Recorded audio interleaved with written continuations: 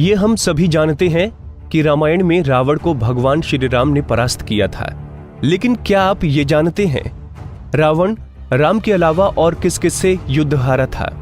दरअसल पौराणिक कथाओं के अनुसार रावण को राम के अलावा 4 और लोगों ने युद्ध में परास्त किया था, जिनमें भगवान शिव, राजा बलि, बाली और सहस्त्रबाहु जैसे योद्धा शामिल हैं।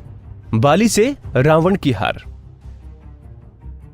एक बार रावण बाली से युद्ध करने के लिए पहुंच गया था। बाली उस समय पूजा कर रहा था। रावण बार बार बाली को ललकार रहा था, जिससे बाली की पूजा में बाधा उत्पन्न हो रही थी।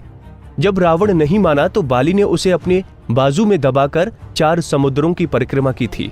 बाली बहुत शक्तिशाली था और इतनी तेज गति से चलता था कि रोज सुबह सुबह ही 4 समुद्रों की परिक्रमा कर लेता था।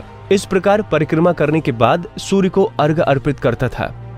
जब तक बाली ने परिक्रमा की और सूर्य को अर्घ्य अर्पित किया, तब तक रावण को अपने बाजू में दबाकर ही रखा था। रावण ने बहुत प्रयास किया, लेकिन वो बाली की गिरफ्त से आजाद नहीं हो पाया। पूजा के बाद बाली ने रावण को छोड़ दिया था। सहस्त्रबाहु अर्जुन से रावण की हार।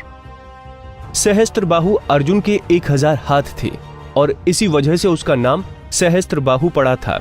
जब रावण सहस्त्रबाहु से युद्ध करने पहुंचा तो सहस्त्रबाहु ने अपने 1000 हाथों से नर्मदा नदी के बहाव को रोक दिया था। सहस्त्रबाहु ने नर्मदा का पानी इकट्ठा किया और पानी छोड़ दिया, जिसे रावण और पूरी सेना के साथ ही नर्मदा में बह गया। इस पराजय के बाद एक बार फिर रावण सहस्त्रबाहु से युद्ध करने पहुंच गया था। तब सहस्त्रबाहु ने उसे बंदी बनाकर जेल में डाल दिया था। राजा बलि के महल में रावण की हार। दैत्यराज बलि पाताल लोक के राजा थे।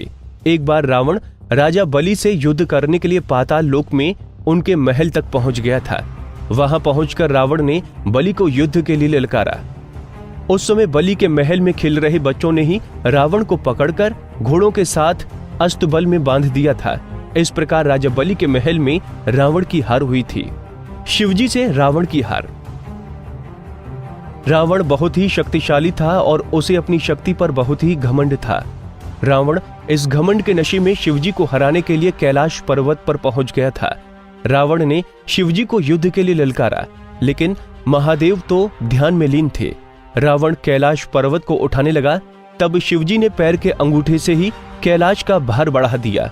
इस भार को रावण उठा नहीं सका और उसका हाथ पर्वत के नीचे दब गया। बहुत प्रयत्न के बाद भी रावण अपना हाथ वहां से नहीं निकाल सका।